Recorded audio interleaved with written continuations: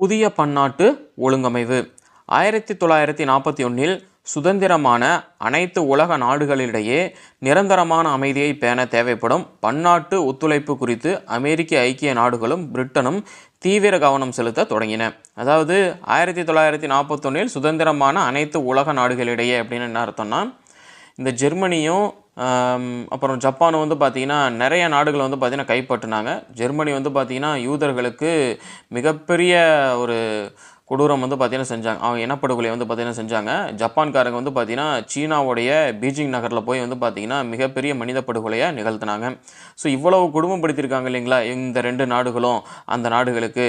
இப்போ வந்து பார்த்திங்கன்னா நேச நாடுகள் எல்லாம் சேர்ந்து ஜெர்மனியையும் ஜப்பானையும் வந்து பார்த்திங்கன்னா வீழ்த்தி சரணடைய வச்சுட்டாங்க. இப்போது மற்ற நாடுகள்லாம் ஆட்டோமேட்டிக்காக வந்து பார்த்திங்கன்னா சுதந்திரம் ஆயிட்டாங்க. சுதந்திரமான அவங்களுக்கு வந்து பார்த்திங்கன்னா சரி ஓகே நம்மளை விட்டுட்டாங்க அப்படின்னு அப்பான்னு இருக்க மாட்டாங்க.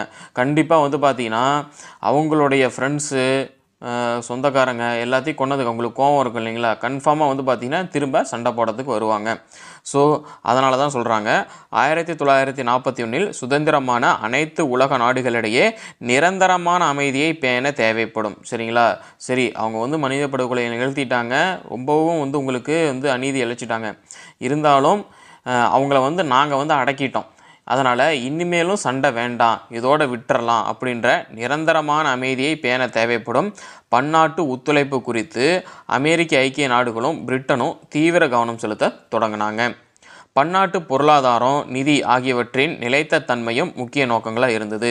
அமைதி மட்டும் முக்கிய நோக்கமாக இல்லை, மற்ற நாடுகள் எல்லா நாடுகளுடைய பொருளாதாரம், அந்த நாடுகளுடைய நிதி, இதை பற்றின இந்த தன்மையும் முக்கிய நோக்கங்களாக இருந்துச்சு. பொருளாதாரத்தை பற்றியும் நிதியை பற்றியும் வந்து பார்த்திங்கன்னா அமைதி மட்டும் இல்லை, அமைதி, பொருளாதாரம், நிதி இது எல்லாத்த பற்றியும் வந்து பார்த்திங்கன்னா கவனம் செலுத்த வேண்டியதாக இருந்தது.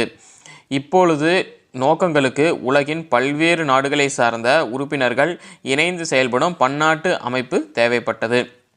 சரி, இந்த மாதிரி அமைதியை வந்து நிலைநாட்டணும், பொருளாதாரத்தை பார்க்கணும், அப்புறம் நிதி வந்து பார்க்கணும். சரிங்களா, ஸோ இது எல்லாத்தையும் பார்க்கணும் அப்படின்னா எல்லா நாடுகளில் இருந்தும் வந்து பார்த்திங்கன்னா உறுப்பினர்கள் தேவைப்பட்டாங்க.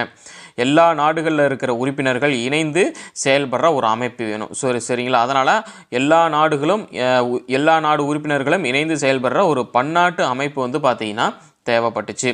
இந்த முயற்சியில் இறுதியாக வந்து பார்த்திங்கன்னா என்னென்ன அமைப்பு வந்து கிரியேட் பண்ணாங்க அப்படின்னா, ஐக்கிய நாடுகள் சபை, ஐநா சபை அப்படின்னு சொல்லி நீங்கள் நியூஸில் கேள்விப்பட்டிருப்பீங்க. ஐக்கிய நாடுகள் சபை, உலக வங்கி, வேர்ல்டு பேங்க்கு, பன்னாட்டு நிதி அமைப்பு, இது எல்லாமே அனைத்து நாடுகள், சமூகங்கள் ஆகியவற்றின் முக்கிய அடிப்படை அம்சங்கள் குறித்து நடவடிக்கை மேற்கொள்ள ஆகியவற்றின் துணை அமைப்புகளும் நிறுவப்பட்டன.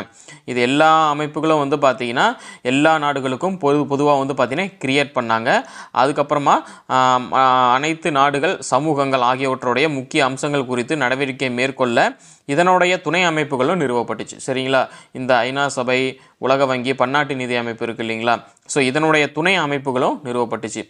இப்போ இந்த ஐநா சபை, உலக வங்கி, பன்னாட்டு நிதி அமைப்பு ஏதோ ஒரு இடத்துல மெயினாக இருக்குது, உலகத்திலே ஒரு இடத்துல இருக்குதுன்னு வச்சுக்கோங்க. அந்த இடத்துல இருந்து எல்லாத்தையும் வந்து மேனேஜ் பண்ண முடியுமா? பண்ண முடியாது. அதனால் வந்து பார்த்திங்கன்னா ஒவ்வொரு நாடுகள்லேயும் வந்து பார்த்திங்கன்னா அதனுடைய துணை அமைப்பை வந்து பார்த்திங்கன்னா ஒன்று வச்சுருப்பாங்க. சரிங்களா, அங்கேருந்து இவங்க ஏதாவது வந்து சொன்னாங்க அப்படின்னா இங்கே துணை அமைப்பில் இருக்கிறவங்க அதை செயல்படுத்தணும் அப்படின்ற மாதிரி. எப்படி வந்து பார்த்திங்கன்னா ஒவ்வொரு நாட்டுக்கும் எம்பசி அப்படின்னு ஒன்று இருக்குது இல்லைங்களா, மற்ற நாடுகளில் போனோம் அப்படின்னா சரிவா போய் நம்ம எம்பசியில் கான்டாக்ட் பண்ணுவோம், இவங்க ஏன் இப்படி சொல்கிறாங்கன்னு தெரியலன்னு நம்ம எம்பசியில் போய் கான்டாக்ட் பண்ணுவோம். அப்போ அங்கே வந்து பார்த்திங்கன்னா நம்ம நாட்டு ஆஃபீஸர் ஒருத்தர் வந்து இருப்பார், அந்த ஆஃபீஸர் வந்து பார்த்திங்கன்னா நமக்கு ஹெல்ப் பண்ணுவார். ஸோ எம்பசி அப்படின்னு சொல்லி விஷயம் கேள்விப்பட்டிருப்பீங்க. ஸோ இது மாதிரியான அமைப்புகள் வந்து பார்த்திங்கன்னா கிரியேட் பண்ணணும் அப்படின்னு போருக்கு அப்புறமா 1941 அப்புறமா வந்து பார்த்திங்கன்னா ஆலோசனை செஞ்சாங்க.